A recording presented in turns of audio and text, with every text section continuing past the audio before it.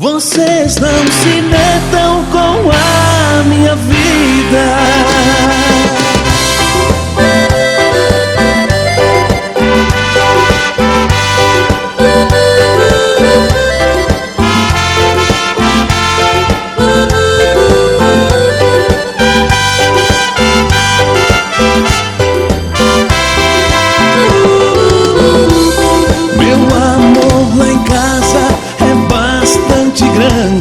Meu amor lá fora também é imenso.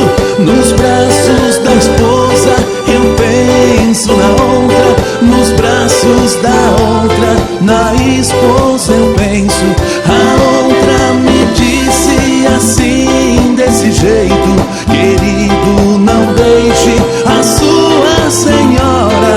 A minha esposa disse a mesma coisa: querido, não deixe seu mundo lá fora.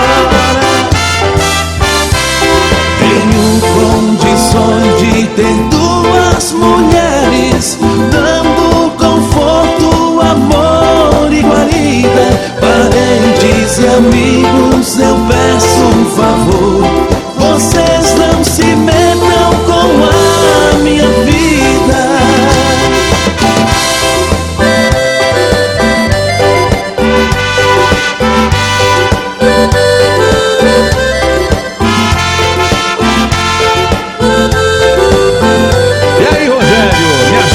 Essa história. Rapaz, não sei se é certo, mas dizem que é bom demais. Estou levando a vida que quero na face da terra. Sou homem feliz, casei-me com uma no altar da vida, casei-me com a outra no altar da matriz. A minha vida é um mar de rosas, duas mulheres gostando de mim. O amor lá em casa não quero que acabe, o amor lá fora não pode ter fim. Temos condições de ter duas mulheres, dando conforto, amor e guarida. Parentes e amigos, eu peço um favor: vocês não se